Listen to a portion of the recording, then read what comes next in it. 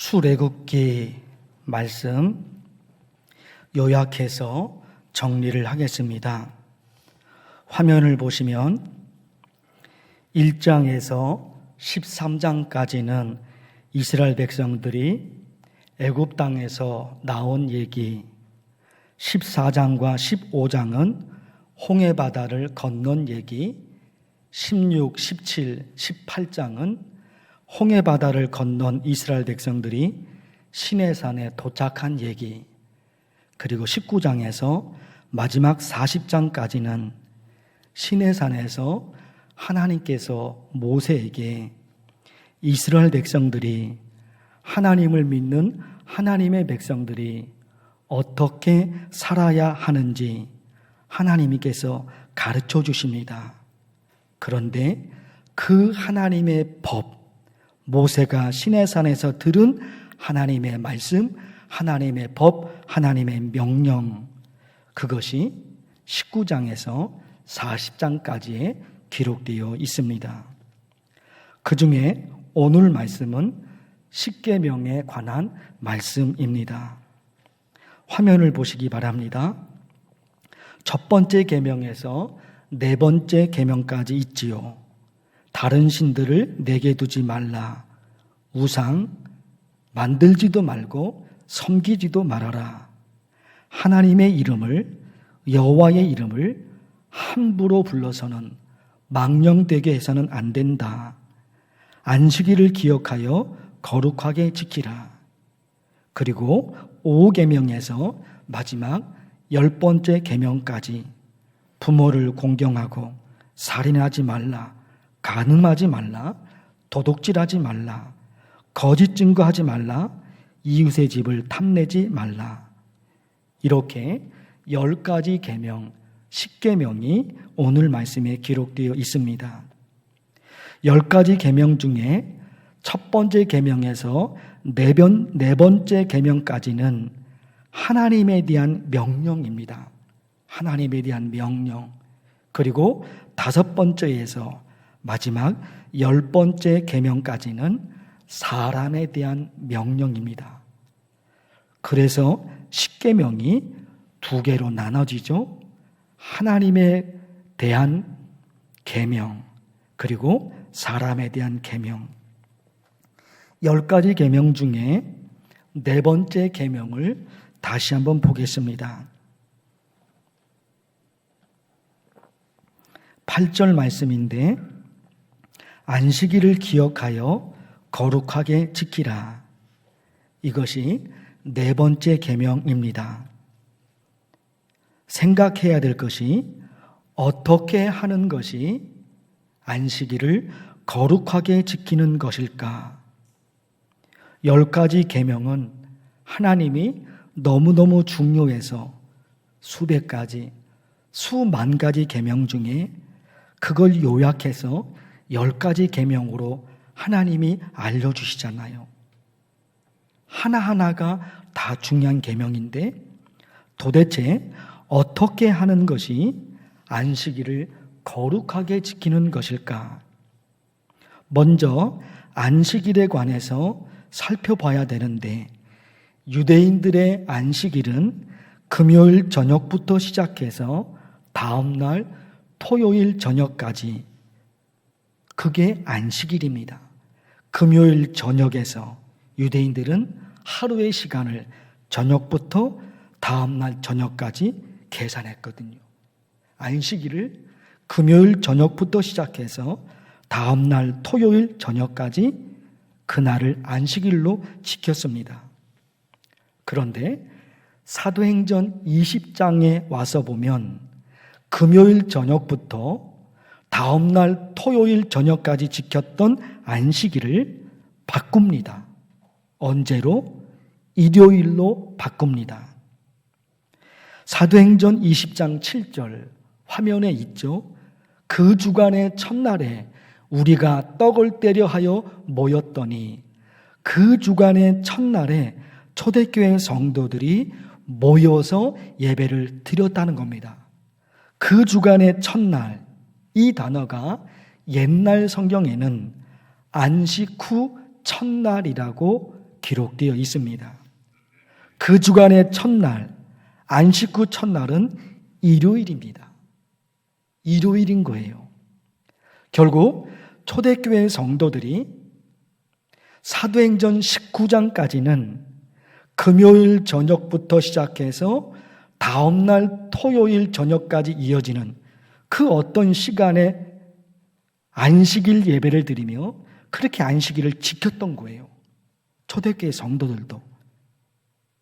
사도행전 19장까지는. 그런데 사도행전 20장부터는, 그때부터는 일요일에 모여서 예배를 드렸던 겁니다. 왜 그랬을까? 성서학자들의 얘기를 들어보면 여러분 짐작이 되죠? 예수님께서 금요일에 십자가에서 돌아가시고 그리고 일요일 새벽에 예수님이 부활하셨습니다. 예수님께서 부활하신 그 부활하신 날, 그날이 너무너무 중요하기에 초대교회 성도들이 예수님이 부활하신 날 일요일에 모여서 예배를 드렸던 겁니다. 그리고 나중에 로마가 일요일을 쉬는 날로 정합니다. 훗날에 일요일을 쉬는 날로 정해서 그 일요일에 예배 드리는 것이 정착이 돼버립니다. 그리고 일요일 예수님께서 부활하신 주의 날이기 때문에 그 일요일을 주일이라고 부르게 되었던 겁니다. 안식일 개념과 우리가 드리는 주일에 대해서 지금 말씀을 드렸습니다. 어찌 되었든지 간에 그 안식일을 유대인들은 그렇게 지켰는데 사도행전 20장부터는 일요일에 주일에 모여서 예배를 드렸죠. 그거에 따라 우리도 지금 이 일요일에 주일에 모여서 하나님께 예배를 드립니다. 결국 안식일을 거룩하게 지키라 이 말씀은 지금 이 주일, 이 일요일을 거룩하게 지켜야 된다 하는 말씀입니다. 11절 말씀을 여러분 보면 좋겠습니다. 11절 함께 좀 읽어주실까요? 11절입니다. 시작.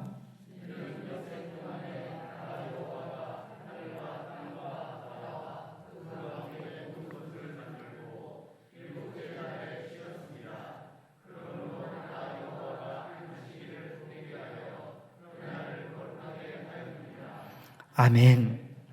하나님께서 6일 동안 하늘, 땅, 바다, 식물, 동물, 그리고 사람을 창조하시고 일곱째 날에 주일, 일요일에 하나님께서 그때 쉽니다.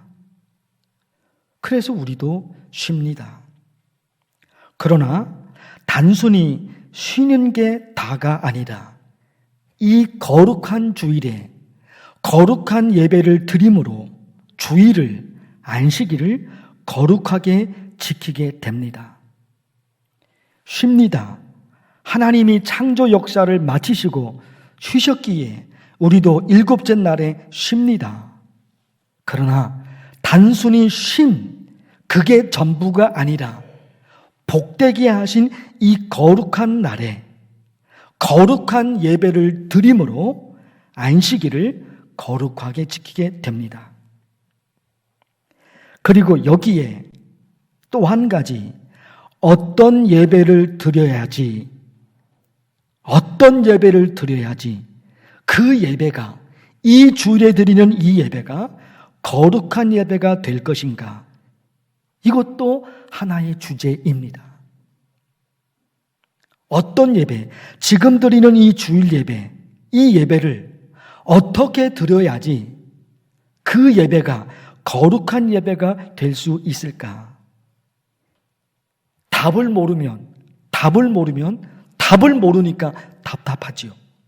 그런데 예수님이 알려주셨어요. 하나님은 영이시니 예배하는 자가 영과 진리로 예배할지니라. 알려주셨어요. 이 거룩한 주일에 거룩한 예배를 드려야 되는데 그 거룩한 예배가 무엇인지 예수님이 답까지 알려주셨습니다. 영과 진리로 드려야 된다. 영의 의미가 무엇인지 또 진리의 의미가 무엇인지 여러 가지로 설명이 가능합니다. 핵심은 지금 드리는 이 주일 예배 시간에 우리의 모든 것을 다 동원시켜서 드리는 겁니다. 사람에게 지정의가 있지요. 지적인 부분, 감정적인 부분, 의지적인 부분, 지정의, 인격이 있습니다. 이걸 다 동원시킵니다. 우리의 지식, 우리의 감정, 우리의 의지. 이게 있어요. 이걸 다 동원해서 정성을 다해 최선을 다해 드리는 겁니다. 그러다 보니까 나의 눈, 나의 귀, 나의 입, 나의 심장, 내 육체, 그리고 내 정신, 내 마음, 이게 있잖아요. 나라는 인격이 가지고 있는 수많은 요소들이 있거든요. 감각이 있잖아요. 이 모든 것을 다 동원시켜서 최선을 다해서 예배드립니다. 똑같은 자리에서 똑같은 시간에 똑같은 예배를, 똑같은 기도를, 똑같은 설교를, 똑같은 찬양을, 똑같은 헌금을 합니다. 그런데요, 마음과 진심과 정성에 따라 다를 수가 있어요. 똑같은 장소에 있습니다. 똑같은 시간에 있습니다. 똑같은 찬양을 부르며 똑같은 설교를 듣습니다. 겉으로는 다 같을 수 있을지 몰라도 사람에게는 겉모양, 육체만 있는 것이 아니라 정신이 있잖아요. 영혼이 있잖아요. 마음이 있잖아요. 마음이 어디 있냐? 보여달라. 보여줄 수는 없죠. 그러나 마음이 있단 말입니다. 진심이라는 게 있단 말입니다. 겉으로 보여지는 것만 있는 것이 아니라 나라는 존재가 보여지지 않는 수많은 감각이 있습니다. 그러니까 똑같은 시간에 똑같은 자리에서 똑같은 설교를 듣지만 똑같은 예배를 드리지만 다를 수가 있는 거예요. 다를 수가 있는 거예요. 전에 말씀드린 적이 있어요. 우리나라에 복음이 처음 들어왔을 때 언제나 그렇죠. 처음일 때는 참 순수하고 참 진지하고 참 정성을 다하죠. 처음일 때는. 우리나라의 복음이 처음 들어왔을 때 참 순수하셨습니다. 참 순수했어요. 특히 나이 많으신 권사님들, 그분들이 헌금을 드리는데 기억나십니까? 그 헌금, 1,000원짜리 헌금을 드립니다. 구겨진 1,000원짜리를 다리미로 잘 다려서 헌금했단 말입니다. 이게 여러분, 이성적으로 생각하면 쓸데없는 일이에요. 이성. 날카로운 이성으로 보면 쓸데없는 일이에요. 1,000원짜리 구겨진 그거를 다리미로 잘 다린다 그래서 그게 2,000원이 됩니까? 그게 3,000원이 됩니까? 돈의 가치는 달라지지 않잖아요. 쓸데없는 일입니다. 그런데 돈의 가치는 달라지지 않지만 그 진심과 그 정성이 그게 다른 거예요. 그게 다른 거예요. 디지털 시대를 살아가고 있지만 아날로그 감각을 놓쳐서는 안 됩니다. 보여지는 게 다가 아닙니다. 옛날 그 시대에 아날로그 시대가 있는 거예요. 그게 있는 겁니다. 날카로운 이성이 아무리 발달이 돼도 진심과 마음과 정성 이런 게 있는 거예요. 이런 게 있는 거예요. 겉으로 보여지는 것도 너무너무 중요하지만 나의 진심이 하나님께 전달이 되는 거. 결국 이거잖아요. 나의 진심이 하나님께 전달이 되고 하나님의 진심이 나에게 전달이 됩니다. 그것이 영과 진리로 드리는 예배거든요. 그러니까 나라는 인격이 가지고 있는 수많은 요소들이 있는데 그걸 다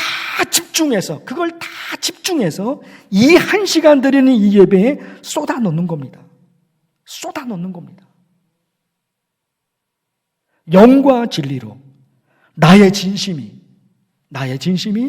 하나님께 전달됩니다.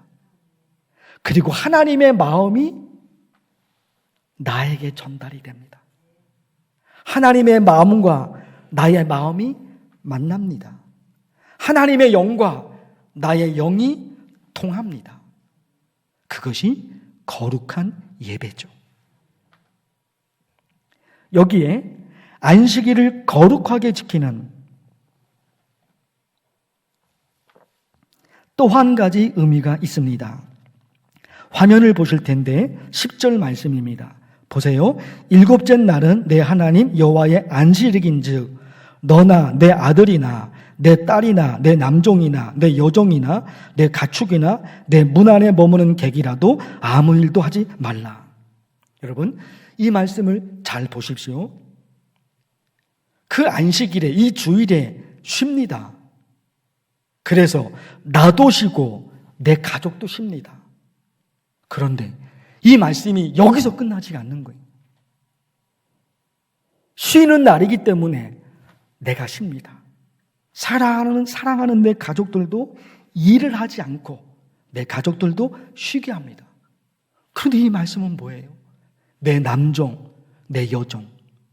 옛날에 노예제도, 종이라는 제도가 옛날에 있었잖아요.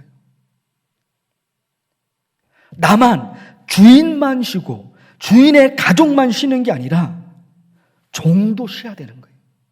심지어 가축도 쉽니다. 쉬게 하라는 겁니다. 그러니까 이 거룩한 주일에, 이 안식일에 나도 쉬지만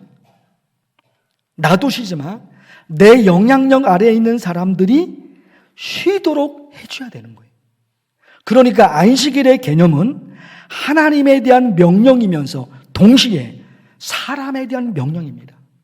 나는 사장이니까 내 마음대로 할 수 있으니까 나는 쉽니다. 직원들은 못 쉬게 합니다. 그건 안식일을 거룩하게 지키는 게 아니죠. 그건 거룩이 아닌 거예요. 나도 쉽니다. 내 가족도, 나와 가까이 있는 사랑하는 사람들. 그런가 하면 남종도 여종도 심지어 가축까지. 그러니 네 번째 계명은 하나님에 대한 계명이면서 동시에 사람에 대한 계명입니다. 성경에 예배에 관한 말씀이 집중적으로 기록되어 있는 말씀이 레위기입니다. 레위기에는 예배에 관한 말씀이 집중적으로 기록되어 있습니다.